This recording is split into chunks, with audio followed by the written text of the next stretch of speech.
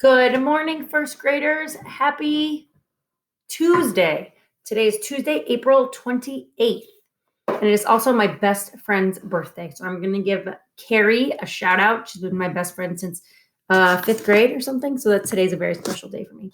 I hope that you are continuing to celebrate the little things in life, like your friend's birthday. Tell the people that you love them, and try to stay positive even when things go wrong. I know there's been a lot of things that have been going wrong in our lives, and it's very easy to get frustrated. So we're trying hard to take a deep breath. If we get upset, and number one after that is to stay positive. Edward is our superstar today, so I cannot wait for you to see Edward's amazing morning greeting and video. Yesterday, our small groups started with talking about math. So we've talked about everything, writing, reading, and now we're moving on to math. And this is an example of the dot card. This is Bennett's that he shared with Mrs. Hood yesterday. But remember when you made the double dot flap card? So you decided to make a number of dots on one side and then a number of dots on the other. And on the back, you wrote the total. Then somewhere on the card, you wrote a fact family and also a story problem. So you're going to be reading us your story problem and sharing that with the class. So make sure that today during your small group meeting, if you have a small group meeting today, that you have this to prepare. And if you don't, then just go, it should have been in your purple folder from last week. So go and find that.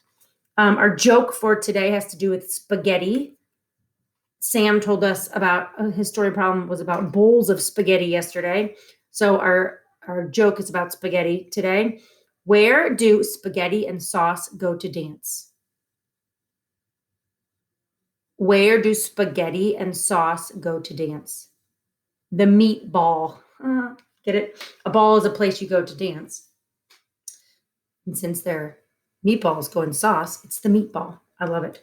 I want to celebrate Hunter for completing a super challenge math problem for us. He's going to be doing that every day. And he came up with the idea of putting it on a Google form. So please look for his super challenge. And it's optional. You 100% don't have to do it. But I want to say a shout out to Sam and Finn, Griffin, and Lilia for all answering that super challenge math problem and getting it correct. So awesome job to those four. Thank you also to the friends that gave me some really great ideas for our next hangman. We've got words like love and same and fine and wave. So keep those coming to me. And speaking of vowel consonant E, I'm going to review with you every day this poster. So instead of doing a read aloud today, I'm going to be sharing this poster with you. So if we take a look at it, we see A, apple, A, and A, safe, A. So the two ways to make the A sound are the short vowel, like in A, apple, A, and the long vowel, like in A, safe, A. All right, now we're moving on to the next row, which is the letter E. So please echo me. E, ed, E, peat, E. I, itch, I, pine, I. O, octopus, O, home, O. U, up, U, mule, U, rule, ew. So you can make two sounds. It can sound like you in mule, and it can sound like ew in ool. Okay, so this is the short vowel sound that we've been learning all year, and this last column is the long vowel sound. So what I want you to do right now is get a scrap piece of paper or a pencil. Okay, because you're going to write some words with me. We're going to get lots of practice this week. Instead of reading you stories, we're going to write words together. So there is another sheet that I sent to your parents that teaches you how to mark words. So if you forget, you can look at this sheet, right? We underline the digraphs like SH, TH, and CK. We put a star above double L's, double F's, and double S's if they come after a vowel.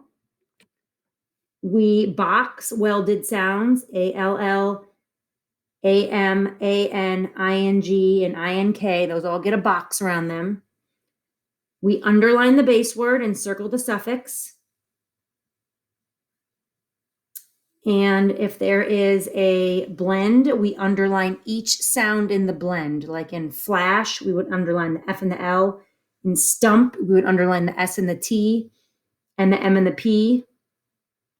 Down here, this teaches us how to mark our two different syllable types. Our closed syllable is marked with the C at the end, and we put a little U above the vowel. And our vowel, consonant, E syllables are marked with a V-E underneath. We put a straight line above the vowel, and we slash the E. Okay, so this poster was in the printables for this week. So we're going to practice right now writing the words that were on our vowel teams chart. So the first word is safe. So all of our words are going to have a vowel, then a consonant, and then an E. So go ahead and write your S. A. The next sound we hear is that A. Safe. And we hear the F. Right now, this says saf. In order to make it safe, we put that silent E at the end, and now it becomes safe.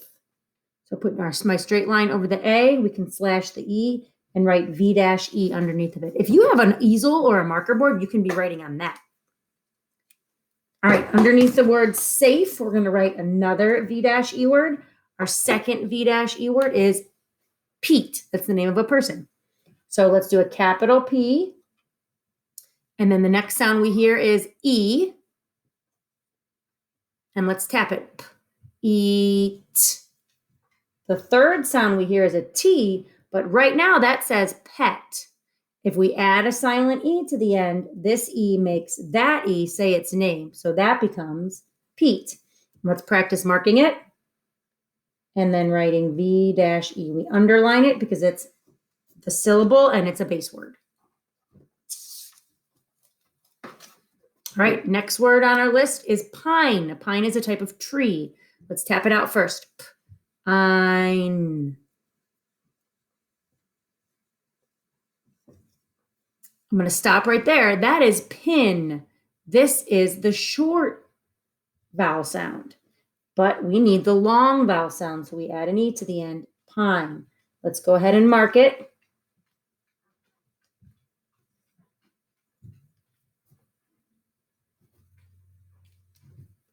Awesome. You guys are getting really good at this. The more you practice, the better you get. All right, one more. Home.